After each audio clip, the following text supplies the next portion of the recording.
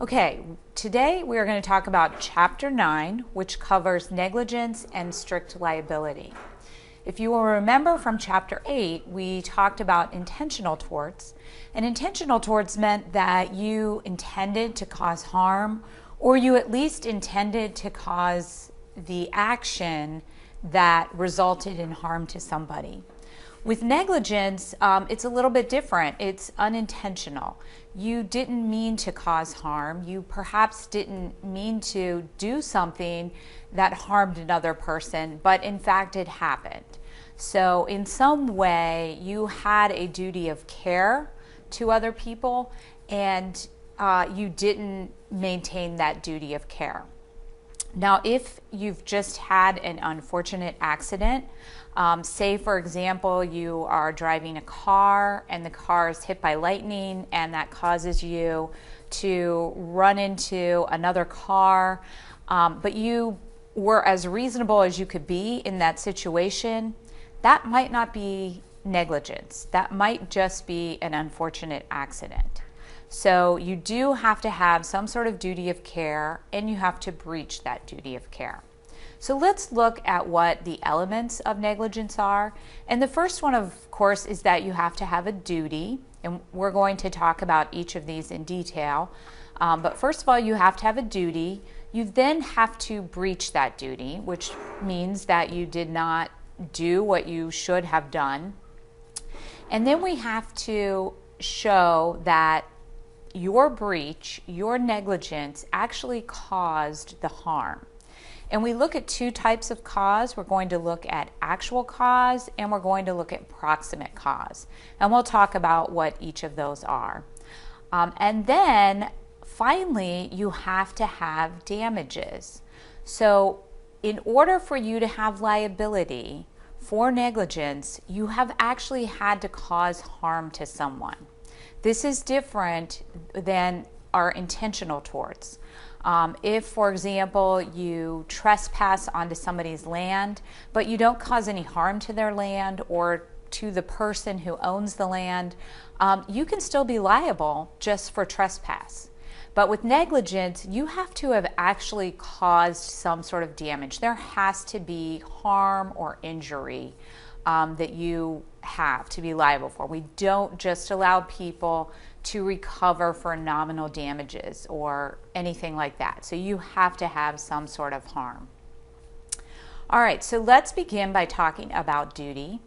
And we all have a duty to behave as a reasonable person, to use reasonable care in all of the things that we do in life.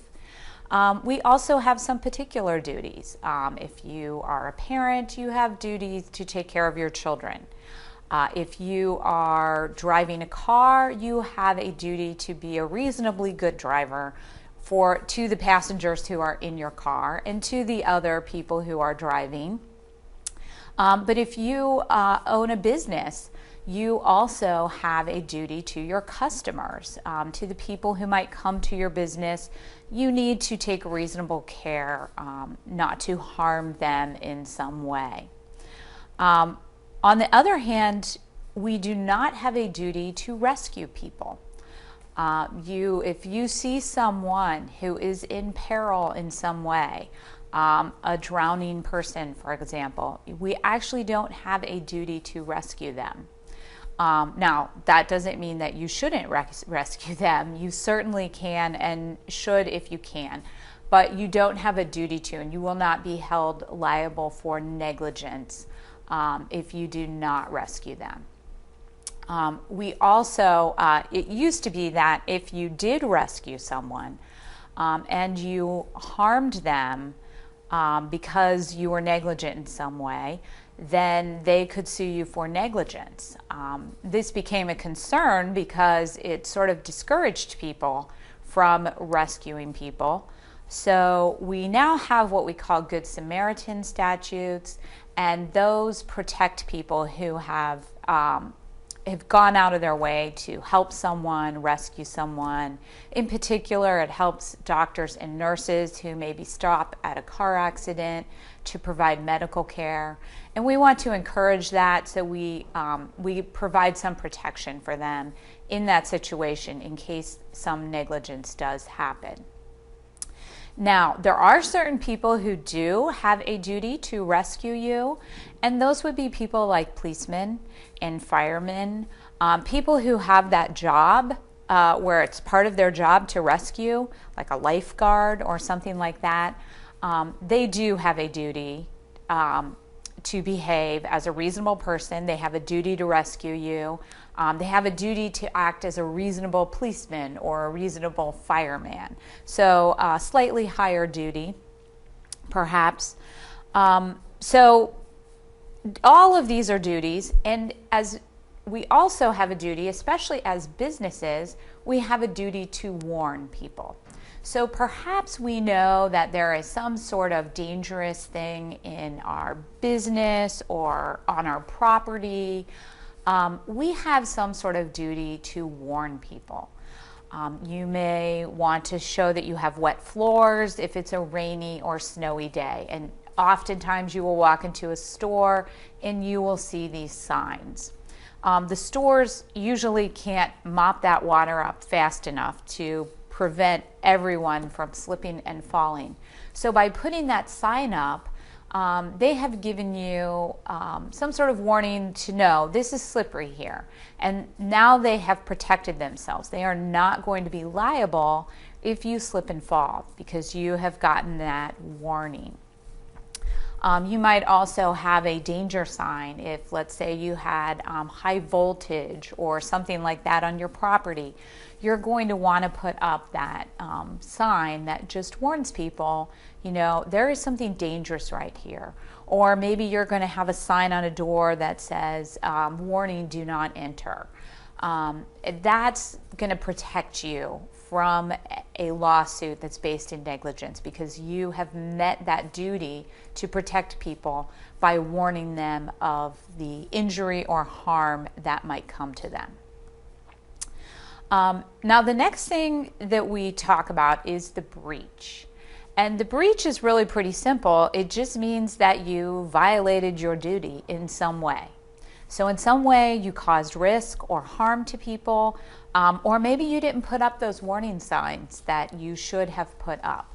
So if you have done that, we say that you have breached your duty. So that is rather simple as an element of negligence. So let's move on to our next element, and this one is a little trickier. This is causation, which means that the breach of your duty actually caused the harm to the person who's injured. And we look at two things. We look at actual cause and we look at proximate cause. So let's talk about actual cause first. Actual cause, what you can do for the test for actual cause is ask yourself, but for these actions, would injury have occurred? So we call it the but-for test. If this had not happened, would the injury have not happened? If we know that without your breach of duty, there would have not been an injury, then we could say there is causation there. So we just look to see, is there some sort of connection between the breach and the injury that actually occurred? And that one's pretty straightforward, probably what you actually think of when you think of causation. But we also have to show proximate cause. And proximate cause is the idea that the injury from the defendant's actions were foreseeable.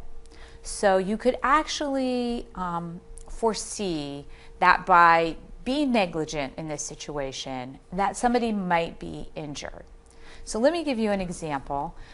If, let's say you had a car accident where your car hit a light pole.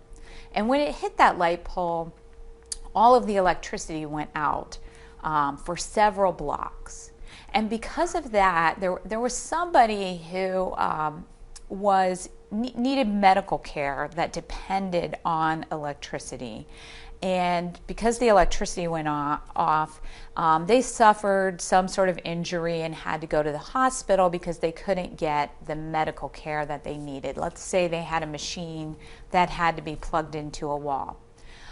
You couldn't have probably foreseen all of the things that would happen from your accident, that the electricity would go out and that then this would affect somebody who needed this sort of medical care. It begins to become a little remote. The very famous case that illustrates proximate cause is called Fallsgraf. And what happened there is that a man was carrying some fireworks or explosives in a briefcase, and he was going to get on a train, but when he went to step on the train, he accidentally dropped his briefcase. And when he dropped his briefcase, there was an explosion which caused something else to fall on the person who was injured. And the question was whether the train station or the train company was liable for this man having these fireworks in his briefcase. And they found that no, they couldn't have foreseen that somebody would be carrying explosives and drop them, and then that would cause the injury. So that is where we came up with the idea. This is too remote. This isn't something that the railroad company could have foreseen.